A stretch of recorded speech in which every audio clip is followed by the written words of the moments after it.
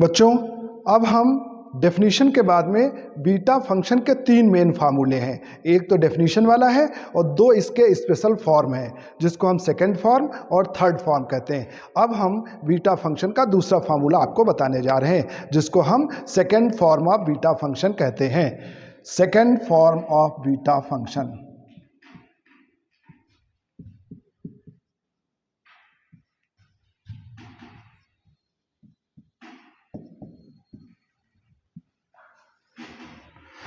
बच्चों, ये जो हमारा बीटा एम एन है, इसको हम ऐसे भी लिखते हैं, बीटा एम एन। ये इंटीग्रेशन हमारा इंटीग्रेशन 0 से infinite x to the power m minus 1 और 1 प्लस x की power m plus n dx इसके बराबर भी होता है। ये बच्चों दूसरा फार्मूला होता है बीटा फंक्शन का। ये जो बीटा एम एन है, वो इस इंटीग्रेशन को भी हम बीटा एम एन कहते हैं। क्या है यहाँ पर? 0 से इनफाइनाइट है, x की पावर m माइनस 1 और 1 प्लस x की power m plus n dx, इस टाइप का कोई इंटीग्रेशन है, ये भी हमारा बीटा एम एन के बराबर होता है। अब इसका डेरिवेशन देखो, इस इंटीग्रेशन का प्रूफ देखो कि भाई ये इंटीग्रेशन कहाँ से आया। देखो बच्चों, हम सबसे पहले बेसिक डेफिनेशन लिखते हैं। वी नो दैट,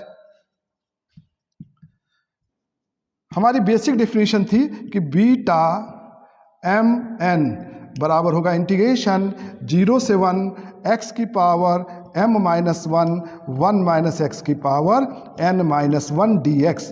ये हमारी बेसिक डेफिनेशन है बीटा फंक्शन की। इसमें बच्चों हम एक सब्स्टिट्यूशन ले रहे हैं। यदि बच्चों इसमें हम सब्स्टिट्यूशन ले लें x equal to 1 upon 1 plus Y, यदि बच्चों हम ये सब्स्टिट्यूशन ले लें, ये याद रखना पड़ेगा कि यदि हमें ये फार्मूला डिराइव करना है तो ये सब्स्टिट्यूशन लेना पड़ेगा, ये आपको याद रखना पड़ेगा। तो यदि हम ये सब्स्टिट्यूशन ले लेते हैं, x equal to 1 upon 1 plus Y, यहाँ से dx का मान निकालो, तो dx बराबर हो जाएगा, इसका डिफरेंशिएशन करो, ये ऊपर जाएगा 1 plus Y to the power minus 1 होगा, डिफरेंशिएशन करोगे माइनस 1 x की पावर n माइनस 1 है ना। तो जब इसका डिफरेंशिएशन करेंगे तो minus 1 upon 1 plus y square आ जाएगा, ये इसका डिफरेंशिएशन आ जाएगा और dy आ जाएगा जब हम इसको डिफरेंशिएट करेंगे। बच्चों, हमने यही फार्मूला लगाया है कि 1 प्लस एक्स, यदि आप इसका डिफरेंशिएशन करते हैं तो ये हो जाएगा dy dx of x to the power minus 1, और जब इसको करेंगे तो minus 1 x to the power minus 1 minus 1 minus 1 x to the power minus 2, यानी minus 1 upon X square. Direct बच्चों आपको ये याद होना चाहिए कि 1 अपॉन एक्स का differentiation minus 1 upon X square होता है, तो 1 अपॉन इसका डिफरेंशिएशन माइनस 1 अपॉन इसका स्क्वायर होगा। तो ये हमने dx की वैल्यू निकाल ली।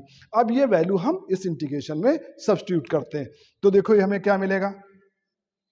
We get here beta M N is equal to integration, x की जगह पे हम क्या रखेंगे 1 अपॉन 1 प्लस वाई, तो x की जगह पे हो गया 1 अपॉन 1 प्लस वाई।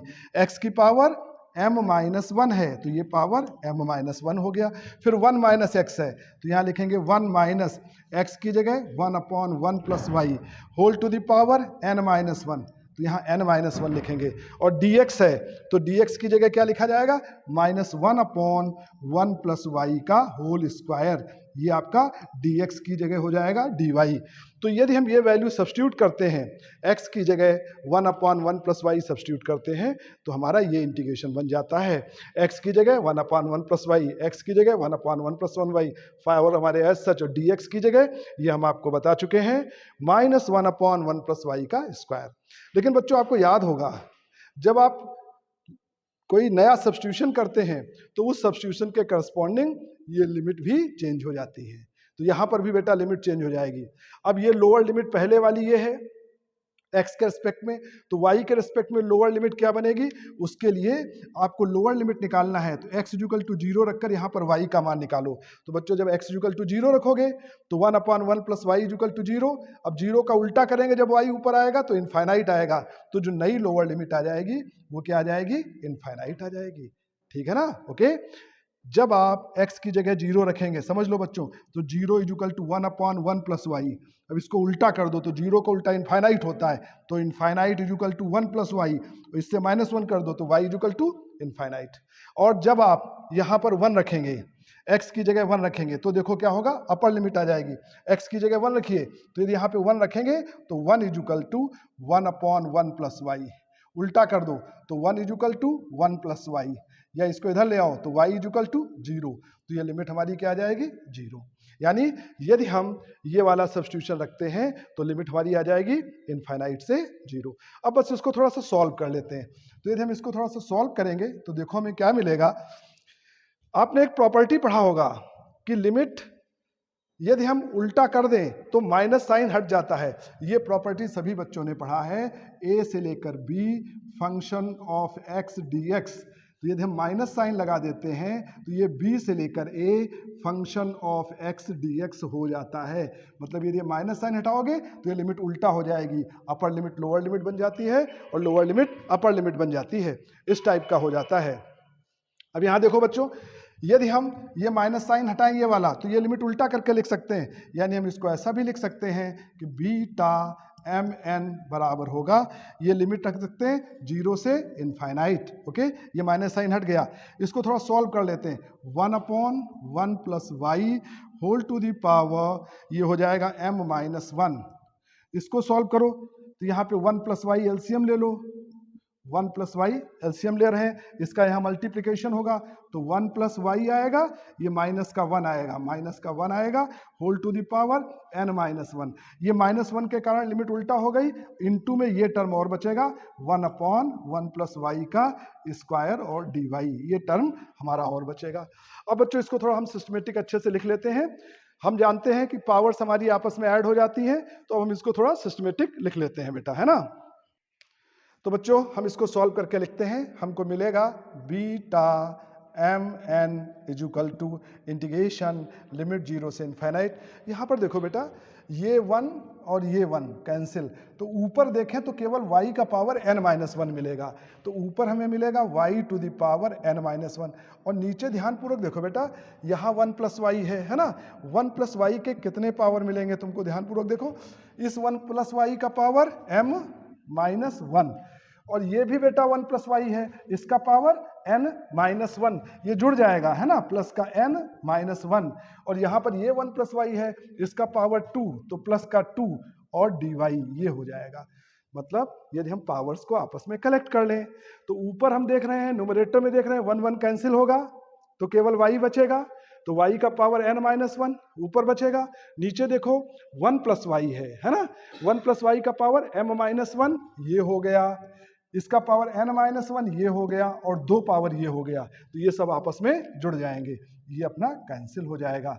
यानी आपने प्रूव कर दिया 0 से infinite y to the power n-1 और 1 plus Y to the power m plus n dy।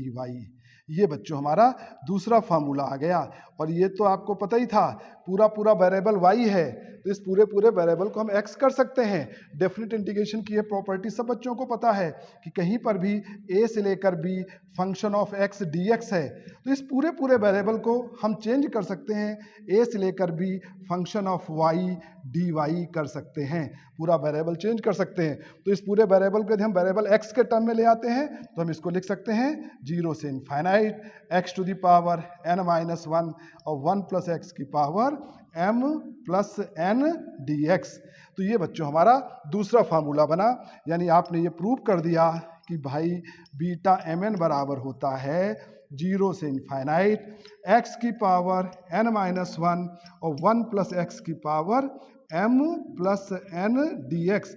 और जैसा मैंने पहला फार्मूला बताया था, m की जगह n की जगह m करने से कोई फर्क नहीं पड़ता है, तो इसको हम ऐसे भी लिख सकते हैं 0 से लेकर के इनफाइनाइट x की power m-1 upon 1 plus x की power m plus n dx। एक ही बात है, ये सब आपस में बराबर होंगे। तो ये वाला जो इंटीग्रेशन है ये हमारा दूसरा फार्मूला है, इसको हम second form of beta function कहते हैं। इस तरीके से डिराइव करते हैं। ये दोनों एज ए स्टैंडर्ड फार्मूले बच्चों आपको याद होना चाहिए। पहला फार्मूला बीटा mn बराबर 0 से 1 x की पावर m-1 1 माइनस x की पावर n-1 dx। दूसरा फार्मूला बीटा mn बराबर 0 से इनफाइनाइट एक्स की पावर m-1 या n-1 कुछ भी कहें अपॉन 1 प्लस एक्स की power m+n dx. This is the second form of the beta function. अब इसके बाद हम थर्ड फॉर्म देखेंगे. 3 फार्मूले हैं.